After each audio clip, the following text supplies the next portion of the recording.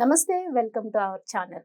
ప్రస్తుతం మనతో ప్రముఖ ఆధ్యాత్మికవేత్త ఆస్ట్రాలజర్ సత్యనారాయణ మూర్తి ముల్లపూడి గారు ఉన్నారు. వారితో మాట్లాడదాం. నమస్తే గురు. నమస్కారం మా పరిగమార్య. అయితే గురుగారు, ఈ మధ్య కొన్ని వీడియోల్లో శ్రీకృష్ణుడు చనిపోయాడని, అలాగే అనాథ శవంలా 7 రోజులు పడిపోయి ఆ శవం కుళ్ళిపోయి ఉంటే అర్జునుడు వచ్చి అంత్యక్రియలు చేశాడు అని కొంతమంది వీడియోలు చెప్పారు.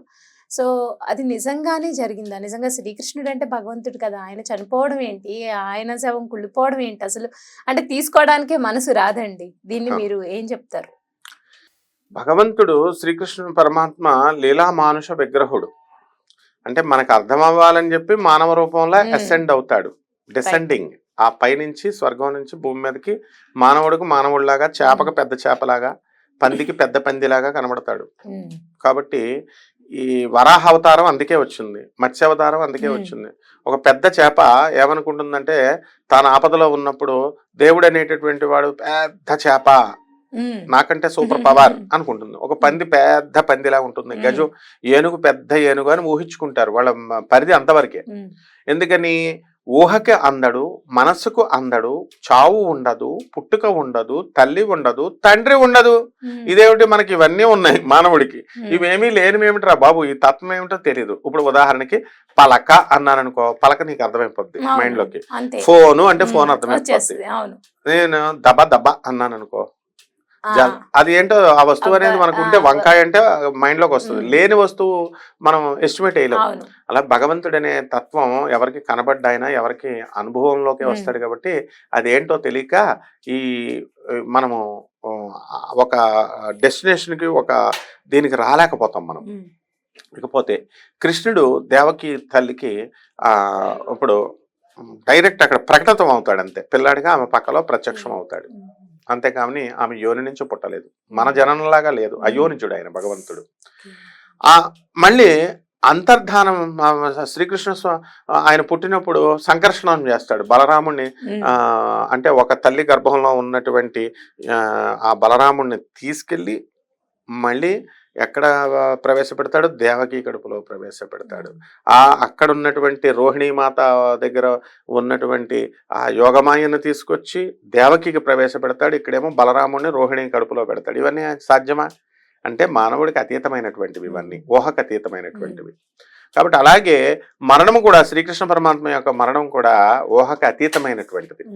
ఆయన మామూలు మానవ భాషలో అర్థం అవ్వాలని చెప్పేసి అలాగే ఎగ్జాంపుల్స్ గా చెప్తారు. వ్యాస భాగవతములో క్లియర్ గా చెప్పబడిందనమాట. ఏమని? ఈ గరికపాటి గారు, మరి ఇక మిగతా ప్రవచనకారులు ఎవరైతేనేమిలే, వాళ్ళంతా కూడా చెప్పినప్పుడు సత్యభామ గారు దానికి క్లియర్ గా వ్యతిరేకించారు, ప్రూఫ్స్ చూపించారు. నండూరు గారు కూడా చెప్పారని. ఇలా వాళ్ళు ఎవరైతేనే ఒకళ్ళు పేర్లతో ఏముంది, అప్పుడు ఇది కాదు, నండూరు గారు కూడా చూపించింది ఆమె.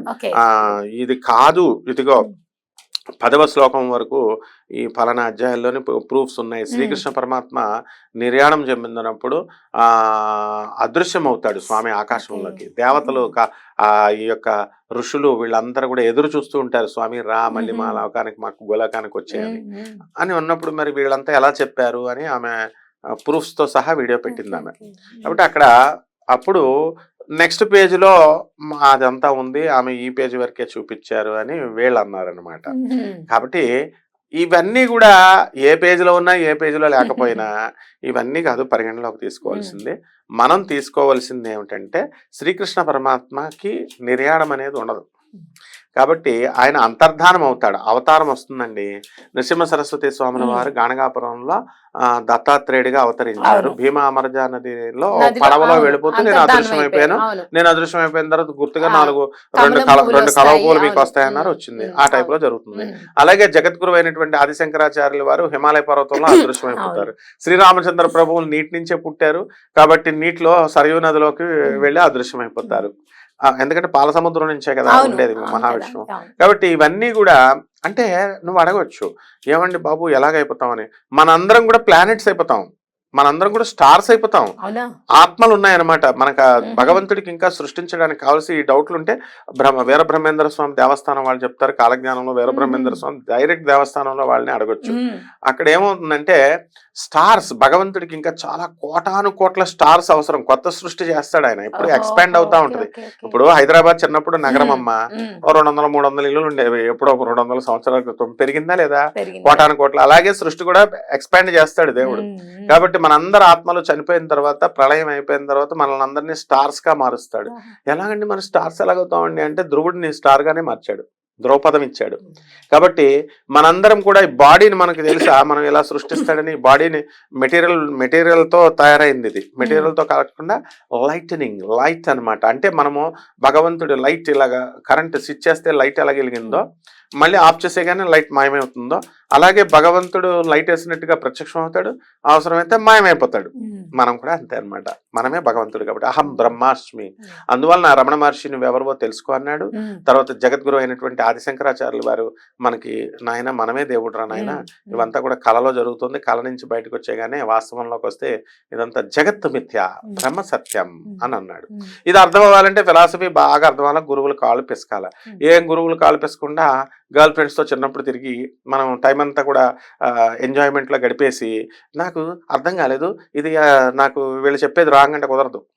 నువ్వు ఎంబీబీఎస్ చదవచ్చు, ఎంటెక్ చదవచ్చు, ఏదైనా చదవచ్చు, కానీ గురువులు నుంచే ఈ జ్ఞానం అనేది వస్తుంది. గురువులకి కాళ్ళు పిసికేసినంత మాత్రం కూడా రాదు. మళ్ళీ ఆ గురువుల అనుగ్రహం ఉండాలి. ఆ జగద్గురువుల యొక్క అనుగ్రహం మనకు ఉన్నప్పుడు, మనం పరోపకారం కోసం ఉపయోగిస్తున్నప్పుడు ఆయన మనకి అర్థాలన్నీ తెలియజేస్తాడు. కాబట్టి క్లియర్ కట్ గా శ్రీకృష్ణ పరమాత్మ, వాస్తవంగా శ్రీకృష్ణ పరమాత్మ శరీరాన్ని ఈ యొక్క వాలిని చెట్టుచాటు నుంచి రాముడు కొట్టాడు. కాబట్టి న్యూటన్స్ థర్డ్ లా ప్రకారము to every action there is an equal and opposite reaction. ప్రతి చర్యకు కూడా ప్రతిచర్య ఉంటుంది. కాబట్టి నువ్వు బాధపడ్డావు కదరా నేను కొట్టేసినప్పుడు వాలి, నువ్వు అడిగావు కాబట్టి నేను నీకు ఛాన్స్ ఇస్తున్నాను అని చెప్పి కృష్ణుడిని కొట్టేసే విధంగా ఆ కృష్ణుడు, ఆ వాలి జరుడుగా పుడతాడు. ఆ జరుడికి బాణం వేయడం కూడా రాదు, అసలు చిన్న పుల్ల బాణం కూడా రాదు. అలాంటి ఆయనకి శ్రీకృష్ణ పరమాత్మను గురువుగా పెట్టుకుంటే, తనను చంపేవాడు వీడే అని తెలిసి వాడికి బ్రహ్మాండంగా అర్జునుడికి నేర్పినంత విద్యను ఇతనికి నేర్పేస్తాడు. రాధమ్మ తల్లి కంగారు పడిపోయి, అమ్మో ఈ చావు కారణం ఇతనే అవుతాడని తెలుసుకొని వద్దని చెప్తుంది. ఆయన పరమ దయాళుడు కృష్ణుడు. అయినా సరే అతనికి విద్యాభ్యాసం చెప్తాడు. అయితే ఆఖరిలో నెమలిలాగా ఇలాగ కాలు బొటన మీద వేసుకుంటూ ఉన్నప్పుడు బాణంతో లేడీ కన్ను అనుకుని చెప్పి కొట్టేస్తాడు. ఇది విధి నిర్ణయం. కాబట్టి ఆయన శరీరం ఏం అవ్వదు, వచ్చి క్షమాపణ చెప్తాడు. క్షమాపణ చెప్పిన వారితో కూడా నువ్వేం బాధపడుకున్నాయినా, ఇది ప్రతిచర్య న్యూటన్ థర్డ్ లా ఇది అని చెప్పేసి చెప్తారు. అలాగే బర్బరీకుడు ఏం చేస్తాడంటే, నా దగ్గర 3 బాణాలు ఉన్నాయి, ఆది పరాశ